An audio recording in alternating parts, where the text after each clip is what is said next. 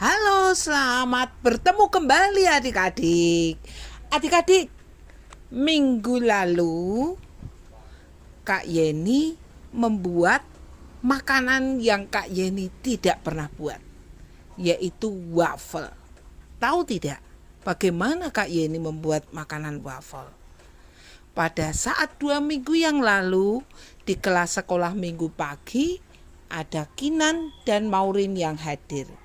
Kami berbicara soal makanan dan akhirnya keluarlah makanan yang bernama waffle. Kak Yeni pinginnya cari mudah saja, beli jadi enak dan tidak repot. Tetapi Kinan dan Maureen meminta kita akan memasak bersama-sama. Apapun jadinya ditanggung bersama. Gosong ya biarin kita lihat gosong. Bantat adonannya tidak mengembang, biarin kita akan hadapi bersama-sama. Lalu Kak Yeni mulai beralasan. Kak Yeni nggak punya cetakannya karena waffle itu harus pakai cetakan. Kak Yeni nggak punya resepnya.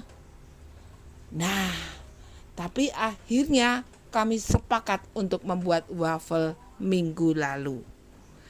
Apa yang terjadi adik-adik? Tentu saja Kak Yeni harus membeli cetakan. Repot ya repot. Kak Yeni milih, Kak Yeni pesan, lalu tunggu barangnya datang.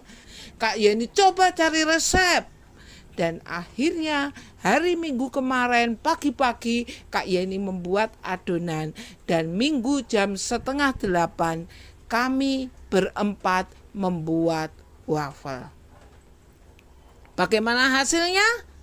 Hasilnya ternyata kata Yuna, Maureen dan juga Kinan enak. Wah, ternyata ketika kita menghadapi sesuatu tidak selalu mudah ya. Meskipun Kak Yeni umurnya sudah banyak, tetapi Kak Yeni dengan tidak punya pengalaman di bidang waffle, Kak Yeni takut juga.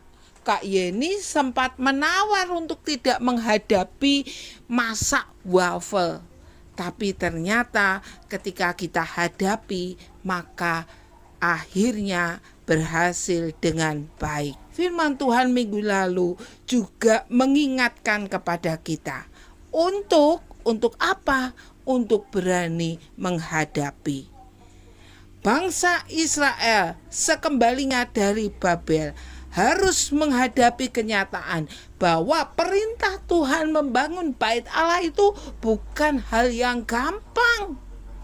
Bukan karena bangsa Israelnya yang malas, bukan karena bangsa Israelnya yang tidak mau, tetapi justru ketika bangsa Israel sedang membangun, ada orang-orang di sekitar yang mulai melemahkan semangat.